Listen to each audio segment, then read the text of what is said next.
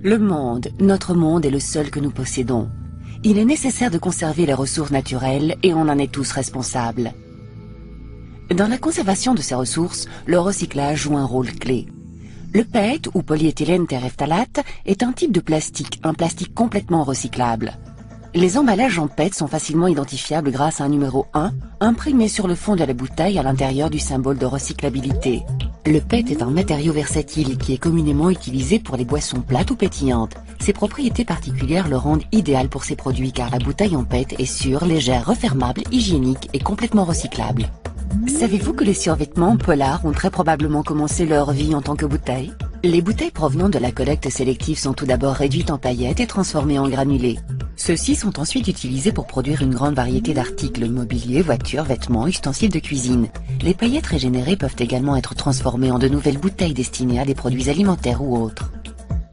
Regardons le cycle de vie d'une bouteille en PET, des granulés de résine à la préforme, de la préforme à la bouteille, de la bouteille au nouveau produit. La bouteille en PET est le résultat d'un processus complexe. La production commence avec la résine de PET qui se présente sous la forme de granulés fort semblables à des grains de riz. Ceux-ci sont transportés par chemin de fer ou de terre chez le producteur de préforme qui les stocke dans ses silos. Le producteur de préforme dispose de machines sophistiquées nécessaires à chaque étape du processus de production. Dans la première étape, les granulés de PET sont fondus puis injectés dans un moule pour produire la préforme. Les préformes, les précurseurs de la bouteille, ressemblent beaucoup à des éprouvettes. Elles peuvent être produites dans une grande variété de couleurs et de dimensions adaptées aux besoins du client. Elles peuvent être stockées pour une utilisation ultérieure ou peuvent être envoyées directement au soufflage. Pour être transformées en bouteilles, les préformes sont insérées dans une machine de moulage par soufflage qui leur confère leur forme définitive. La préforme est tout d'abord réchauffée. Elle devient donc molle et fluide et peut être étirée. Pendant son étirement, de l'air à haute pression est insufflé à l'intérieur et la préforme gonfle comme un ballon.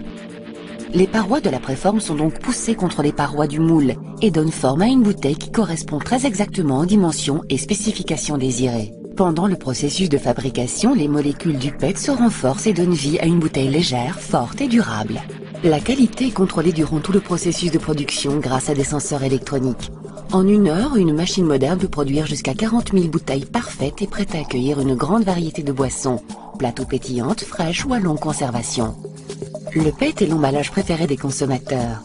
Les nouvelles technologies ont permis le développement de caractéristiques spécifiques qui permettent au PET d'emballer une vaste gamme de produits. Des sauces, margarines et huiles, aux détergents pour la maison et produits pour l'hygiène personnelle tels que les shampoings et les savons.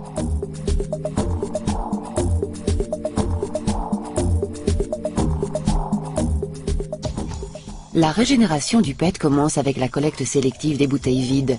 Le PET est facilement identifiable grâce au symbole imprimé sur le fond de la bouteille. Pour utiliser de manière maximale la place dans les bacs de collecte sélective, les bouteilles vides peuvent être écrasées avant d'être jetées.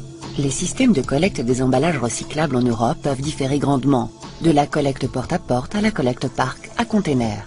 Les bouteilles ainsi collectées sont transportées vers les centres de tri où le PET est séparé des autres emballages régénérables. Le PET peut être séparé manuellement ou mécaniquement grâce à des systèmes sophistiqués de tri par rayon X ou rayon infrarouge.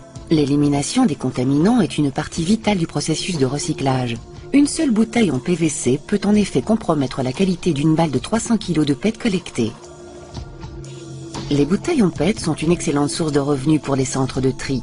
Une fois séparées des autres matériaux, elles sont en effet vendues aux régénérateurs de PET qui les raffinent ultérieurement et les vendent sous forme de paillettes. De manière à transporter efficacement chez le régénérateur les bouteilles qui proviennent de la collecte sélective, les bouteilles sont compactées en balles de 300 kg. Ces balles de forme rectangulaire sont chargées aisément dans les camions. Chez le régénérateur, les balles sont ouvertes et les bouteilles libérées.